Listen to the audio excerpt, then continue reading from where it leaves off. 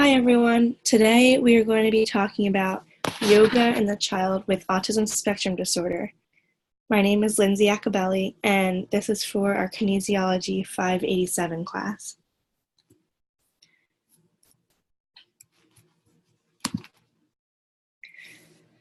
A few objectives for today's presentation is to educate about some of the characteristics of autism spectrum disorder. We'll also talk about yoga's impact on autism spectrum disorder. We'll have a brief introduction to a yoga class for kids with ASD. We're going to be talking about grounding, deep breathing, and more or less the speech-language pathologist's role in all of this. So I just need some quick facts about autism spectrum disorder for you guys. So first is that many individuals with ASD have poor balance and flexibility. A hallmark of autism is obsessive behaviors and anxiety. Also, individuals with autism struggle with social interactions. Many times, they have a hard time focusing on the task at hand.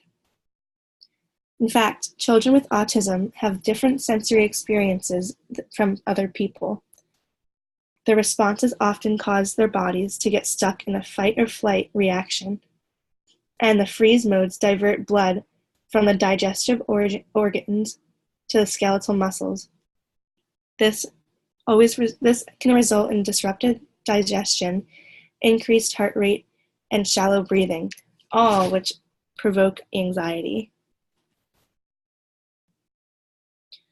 So, why should individuals with ASD participate in yoga, specifically children?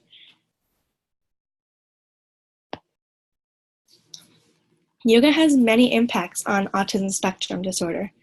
Yoga can improve focus and attention, sensory information processing, communication, self-regulation, and motor control. It can also impact turn-taking, receptive language, following verbal directions, body awareness and proximity, following routines, regulating, and self-monitoring. All of these things can improve. All of these measurements were done with a heart rate monitor that was done in a study from Ellinger, 2010. Along with this, increased concentration, focus, organization, and relaxation after multiple yoga sessions was found from the study.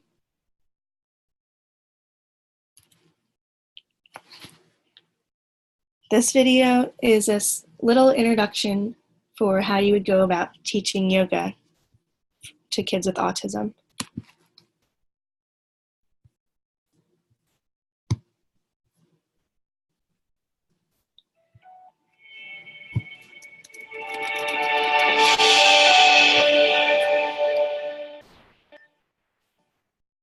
Hi, my name is Sharon Manner. I'm the founder of Ashrams for Autism.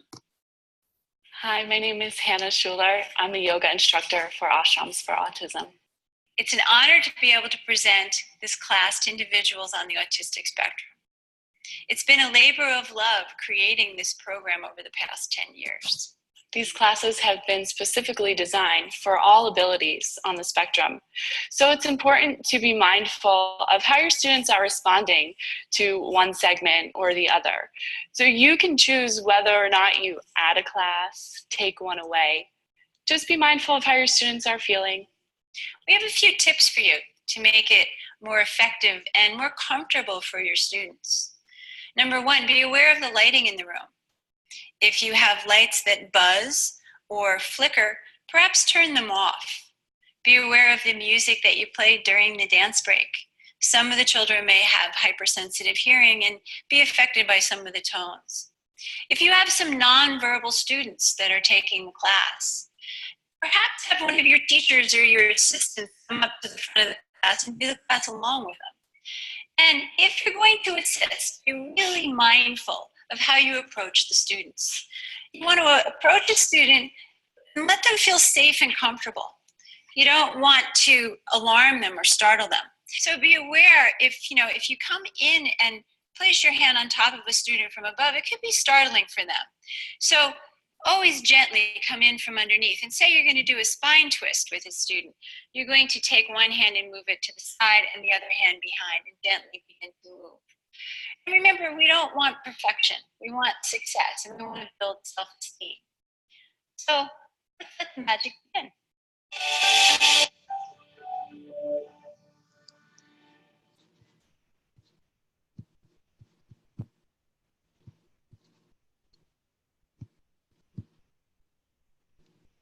All right, so that video just gave a brief synopsis of how to really start introducing yoga to kids with autism. They brought up some really good points, so I just wanted to do a little quick checkpoint and go over some of these points. So you guys can answer in your heads, and if you are having trouble getting the answers, we can talk about them after. So the first question, why is it important to go slow in yoga classes, specifically when you're teaching children with autism?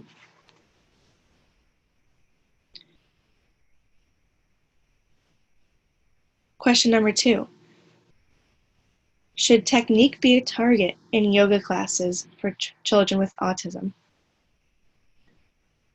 Just a yes or no answer, and you guys can explain as well.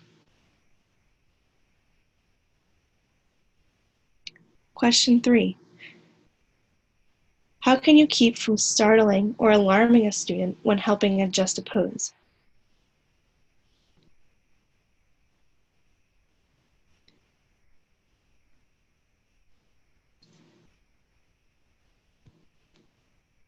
All right, and if you are having any trouble answering these questions, you can rewind the video and rewatch the introduction.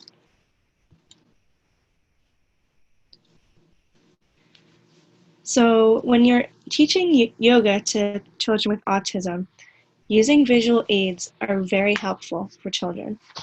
And in the long run, it can help individuals comprehend spatial commands, such as left, right, up, and down. Since we are teaching kids, they probably won't know these instructions that well yet. So this is just another modality for us to really teach them everything that we can. Also, slowing down facial, vocal, and auditory cues can increase the amount of comprehension for the children in the class. So say you're doing a class and the kid's just not getting it, they're really having a tough time following directions, just take your time and slow down, and let them see your face, and just use your body as an example. Let them watch you. You can really give them all these cues that can help them. A big part of yoga is grounding. If you haven't taken yoga classes before, yoga instructors always talk about this. Usually in the beginning, you take a moment to kind of orient yourself and come into your mind and just appreciate the time that you're there for. So obviously you want to incorporate this into your yoga practice for kids with autism as well, because it can be really good for them mentally, physically, emotionally. But we'll talk about that in a little bit. But I did want to show you guys this little video. It's about 2 minutes.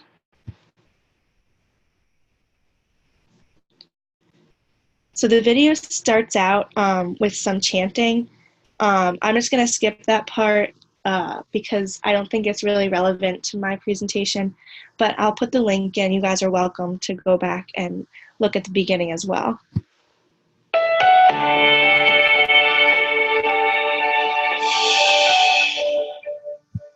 Together. Good, and then inhale, reach your hands up towards the sky, palms facing up, breathing in, looking up. And then exhale, hands down. And you're just gonna inhale, rolling from side to side, forward and back. Breathing in and breathing out, coming forward and back from side to side, making the movements as fast or as slow. Whatever feels good for your body. Inhale and exhale. And then begin to switch directions, go the other way. Breathing in and breathing out. Good, come back to center. Sit up nice and tall. Look over one shoulder and then begin to drop your chin toward your chest and slowly move your neck, creating a smile from one side to the other across the chest. And then coming back to center. Moving to the other side, breathing in and breathing out. Back to center. You're going to take a spinal twist. So you're going to lift one hand and bring it to your opposite knee as your other hand comes behind you. Sit up nice and tall. Take a deep breath in. And exhale, look over your shoulder. 2 more slow, rhythmic rounds of breathing. Inhale. And exhale. Good, big, deep breath. And then slowly coming back to center, switching sides. So other hand, opposite knee. Gazing over your shoulder, breathing in, sitting up tall, and exhaling. Beautiful. Inhale. And exhale. Slowly coming back to center for butterfly pose. Bottoms of the feet together. Hold on to the outsteps of your feet. Sit up nice and tall, and then just begin to move your knees up and down. Close your eyes. Focus on your breath. And think of one place where you'd like to be in the world that makes you happy. And imagine yourself lying there. Breathing in and breathing out. Slowly come back to center. All right, so that was just a brief glimpse of how you can use grounding during yoga practice. You can obviously watch the rest of the video on your own time if you want to.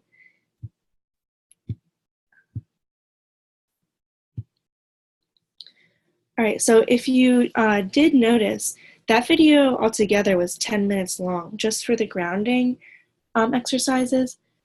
So it can get kind of long for these students, especially the kids. So in between, this website recommended that in between you take a dance break before you start the next section of the yoga class.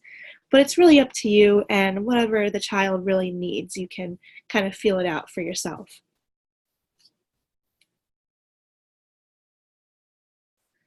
So I just wanted to talk a little bit about why grounding was important in general.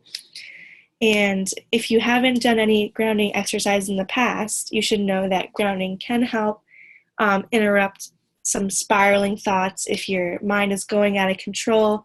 Just kind of taking a moment, and you saw how she was really doing some deep breathing, really deep breaths in through her nose, out through her mouth. And that can help ground you and really just decrease some anxiety. So if you haven't tried things like this before, I would strongly recommend it. Grounding can also make some of your big problems seem a lot smaller. One grounding exercise that you can tell students to do is to pretend that they're a tree. And we'll talk a little bit more about that later on. I actually have some yoga poses that you can try at home if you want to do that with me later. But we'll discuss the tree a little bit later on. The last video I want to show you guys, it's about balance and flexibility practice for kids with autism. As you know, well, you probably know already, yoga takes a lot of balance, and over time, your flexibility can be greatly increased. So I did want to show you a few of these as well.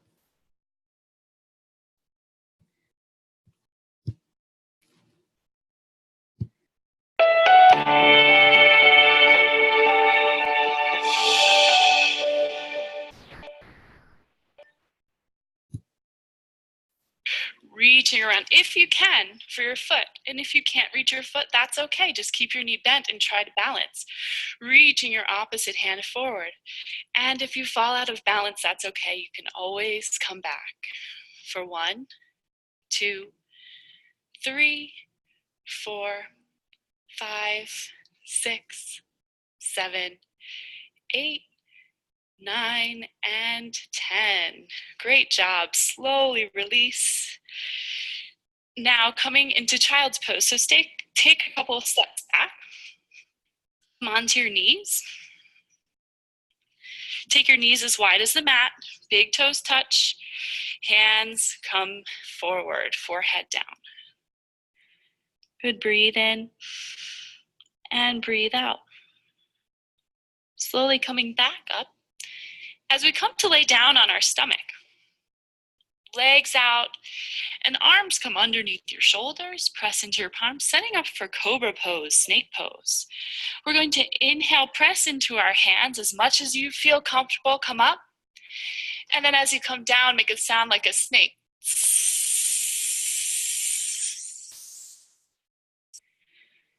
Press up, breathe in. And exhale, come down. Good. Bring your forehead down. Reach your arms behind you. Bend your knees. See if you can reach around for your tops of your feet or your ankles. And inhale, lift your head, your neck, and your chest. Good. Breathe in and breathing out. See if you can lift a little bit higher. And slowly, carefully release. Forehead down. Arms out, legs out. Hands underneath the shoulders. Press back for another child's pose. Breathe in. Breathe out. Yep. Good. 2 more rounds of breathing.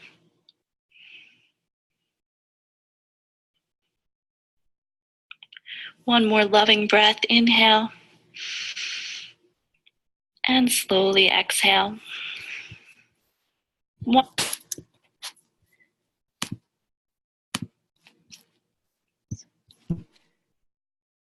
All right, so that was a quick look at what some of the balance and flexibility practice would be. And it's important to practice this stuff because since a lot of these kids do have balance problems, it can help them not only in the yoga classes, but also in their everyday life, like whether they're going up and down stairs or, trying to sit down to put on their shoes. Like flexibility can help with a bunch of these acts of daily living as well.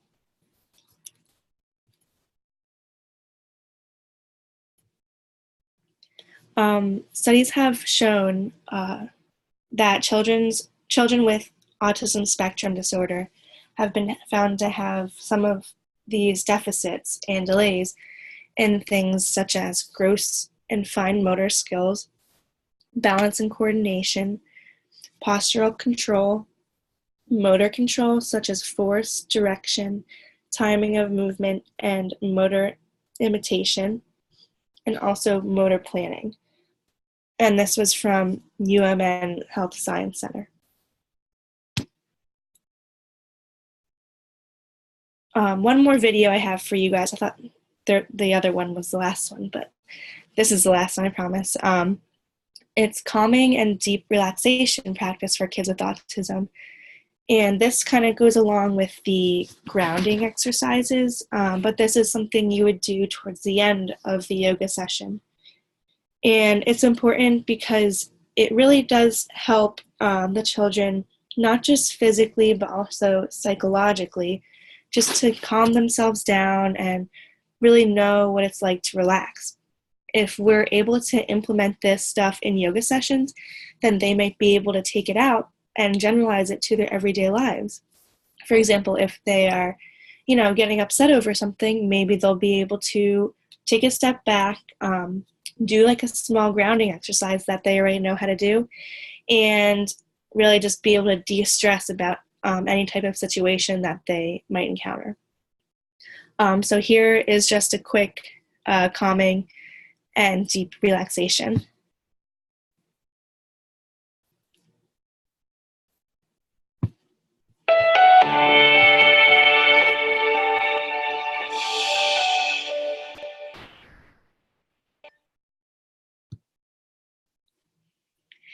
And then slowly release, coming into our final pose, Shavasana.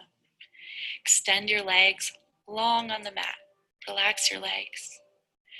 Bring your arms out to your side, palms facing up. Relax your head and your neck. Just come to lie down, close your eyes. I'm actually going to show you guys some of the beginnings. Focus on this as well. Legs out in front of you. Relax your head, your neck, your back. Arms come out to the side. It's beginning to relax. We'll start with bringing our legs up, bending your knees, and lifting your legs towards the sky. It's okay to have a slight bend in the knees here, but straighten your legs if you can. Bottoms of the feet reaching towards the ceiling. Breathing in. Breathing out. Close your eyes if it feels good. And keep your legs lifted as much as you can. Breathing in. Breathing out. Good. Legs up. One more breath. Inhale. And exhale. Okay, slowly begin to bend your knees. Hug your knees into your chest. Wrap your arms around the tops of your shin. Give yourself a big, big hug. Rock from side to side. Have a smile on your face. Good. And then hug your right knee into your chest. One leg comes out. Draw your knee into your chest, breathing in. And breathing out. Good. Hug your knee. Breathe in. Breathe out. And switch. Bring your other knee in. Give it a squeeze. Hug it in. Breathe in. Breathe out. 2 more breaths. Inhale. And exhale. Last one, pull your knee in a little bit more. Inhale. And exhale. Now bring both knees back into the chest. One more final loving hug. Wrap your arms around the tops of your legs. Breathe in. Breathe out. And then slowly release, coming into our final pose, Shavasana. Extend your legs long. All right, so that was just a little bit on balance and flexibility. As you guys saw, that section wasn't really necessarily anything about stretching or, balance. It was really just calming down and just taking a breath and doing whatever really feels good for your specific body. One thing to note is that some kids might not be able to do some of these poses, and maybe they'll be able to work their way up to them, but maybe not. So it's also a really good idea just to have a lot of variations of every pose that you might want to incorporate into your session. The last pose she was going to show you guys was Shavasana, and that is kind of just when you lay on your back, and sometimes the teacher will read something, or they'll tell you to think about something in your head or visualize things, but that would be something you could also incorporate into your sessions. I don't really know if kids would sit still for that, but it's always something that you could try.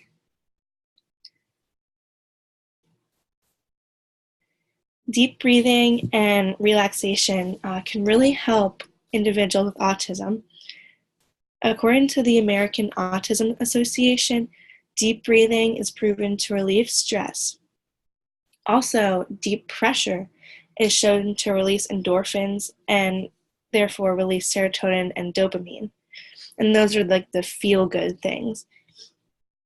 So, in the beginning, in the introduction video, they had talked about when you're placing your hands on a child to manipulate their positioning or any kind of move that they do, you want to do it with a strong pressure. You don't just want to like tap them.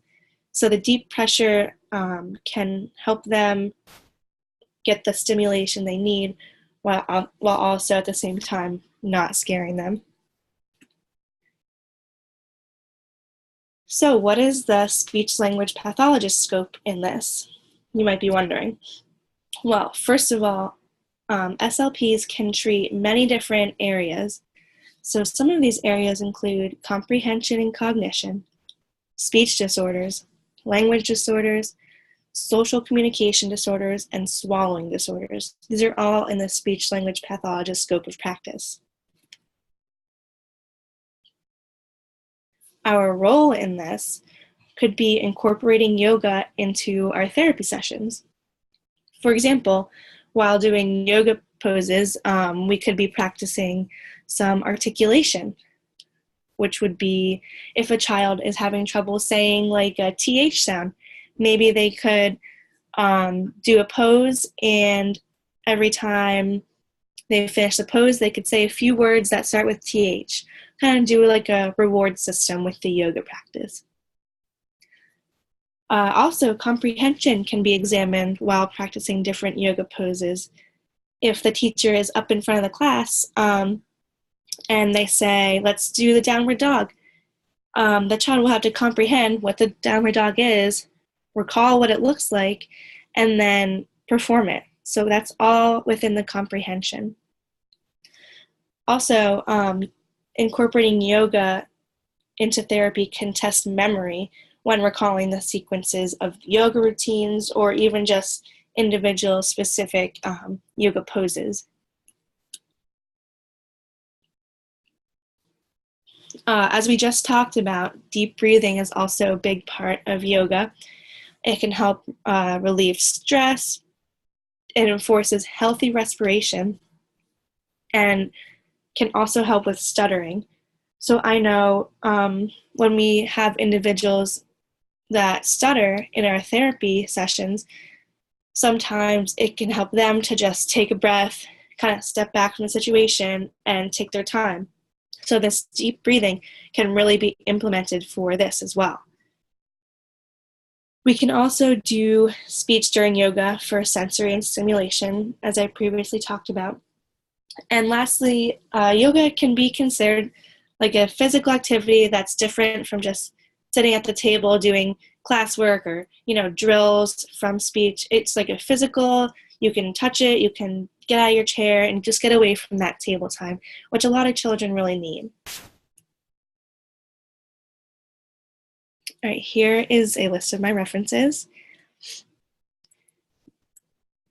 And what we're going to do for our interactive part is we are actually going to do a mini yoga class here. And I made this document. I'll attach it to the files so you guys can all see it. But you can actually,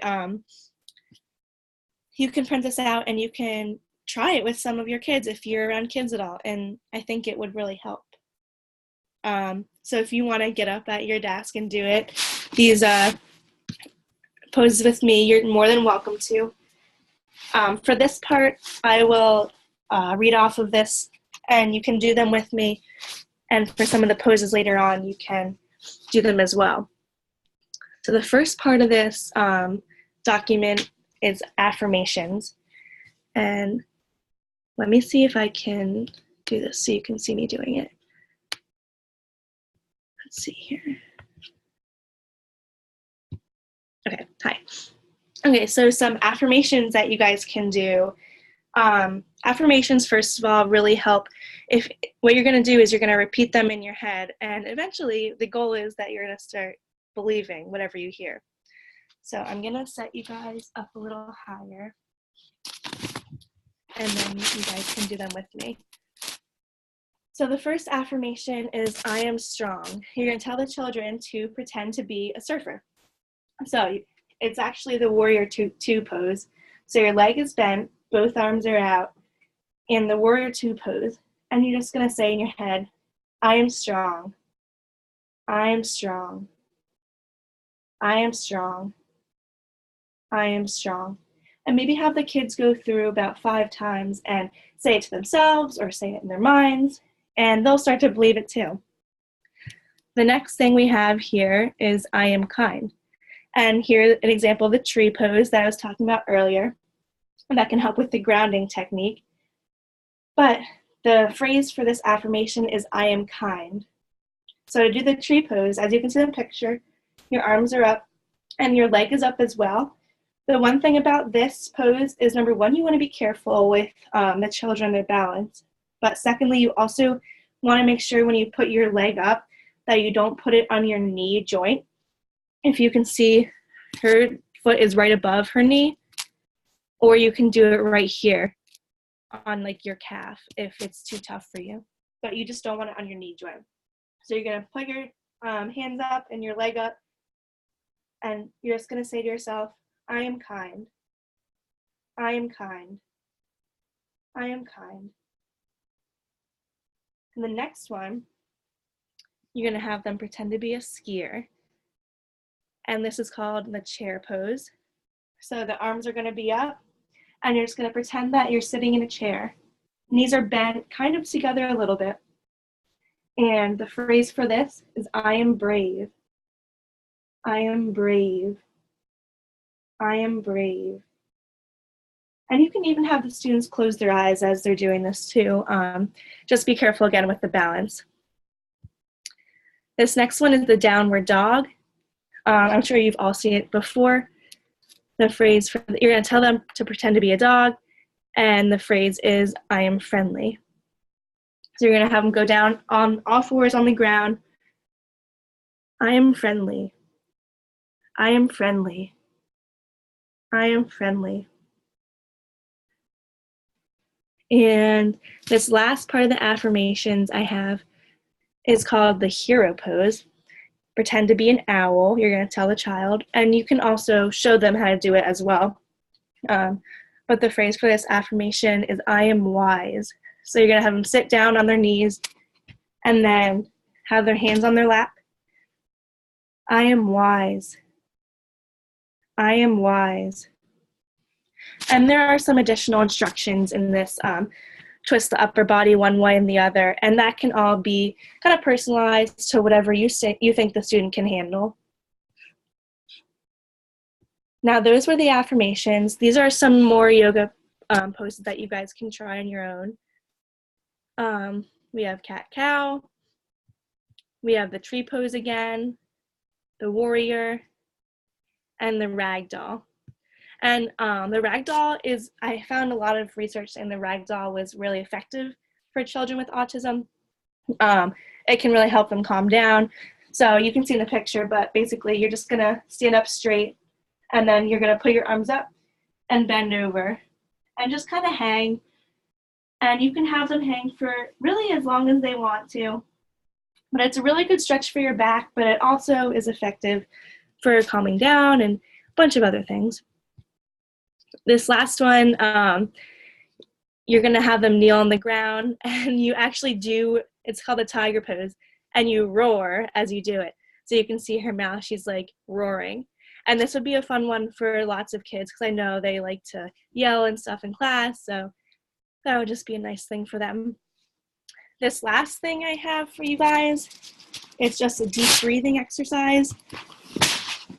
There's 2 different worksheets here. I thought you guys could use them just if you're ever stressed out, like on your own time too, not just for kids, because these are cute little worksheets that you can use as well. But this first one is deep breathing. Breathe in, pretend you're smelling a flower. So, and breathe out, pretend you're blowing a leaf.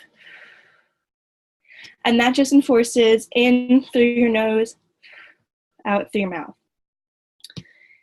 This is the last page flower breathing. And what you're going to do is you can see from the picture, but you're going to trace the petals as you breathe in and out. So you would go,